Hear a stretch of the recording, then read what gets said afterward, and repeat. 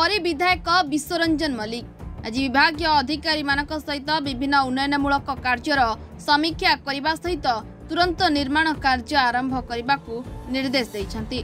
बरी एक बन्या प्रपीड़ित अंचल विभिन्न समय बन्या आसवा द्वारा रास्ता घाट प्रभावित होता है।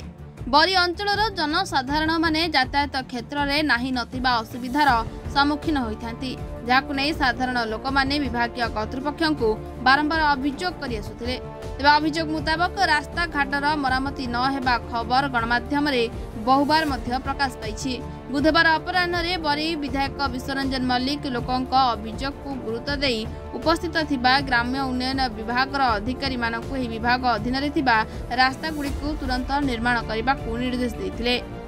एही क्रम रे दीर्घ वर्ष धरी पड़ी रहिथिबा ब्लॉक कार्यालय किछि दूर रे थिबा ब्राह्मणी नदी उपरे सेतुर अप्रोच रोड कार्य और राउतसाही ठारू मित्रसेनपुर ग्राम्य उन्नयन रास्ता परिदर्शन करथिले। विधायक सहित ग्राम्य उन्नयन विभाग निर्वाही जंत्री ज्ञानरंजन नायक समेत अनेक विशेष व्यक्ति उपस्थित थे।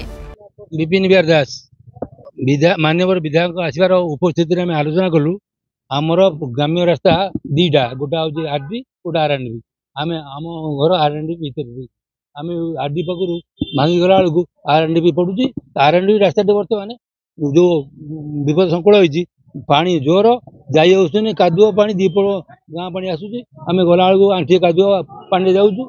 ये अवस्था भितर आम गति करूँ। माननीय विधायक को अवगत करूँ। सी आसते डिपार्टमेंट लोक धरी आसते समस्त देखिले देखी जाकि गले कौन हम आगू भीतर कथा आम खाली आम दाबी पत्र जनइबू बुझे कि रास्ता सहित पानी जल व्यवस्था आलोचना करूँ।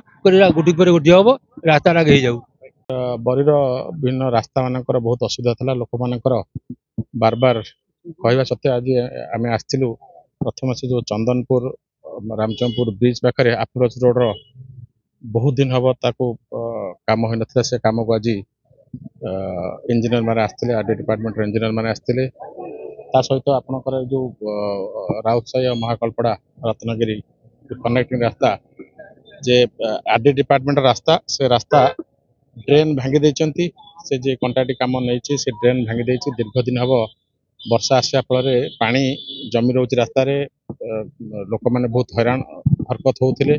तो लोक मैंने मत खबर पठे मुझे आसती से रास्ता को देखापी। निश्चित भाव में मुझे से आरएनबी एससी संगे कथा हेबी। से जी भी काम नहीं गाँव को यथाशीघ्र लोकंकर समस्या को समाधान करार आवश्यकता अच्छी। नचेत लोक मानकर असंतोष बढ़िबो। लोक माने फेर राजरास्ता को ओल्लैया आगभर हेबे। राउतसाही हो महाकालपड़ा हो बा अमरपुर सेक्शनटा हो एठी पानीय जलर बहुत असुविधा अच्छी। तो निश्चित भाव में मु कथा होइथिली 4-5 दिन आगु ये सबू समस्यार समाधान पे मु कथा होइथिली।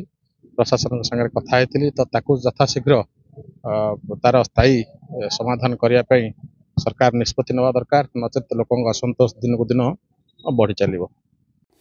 बरीरू प्रशांत द्विवेदी रिपोर्ट रिपोर्टर्स टुडे।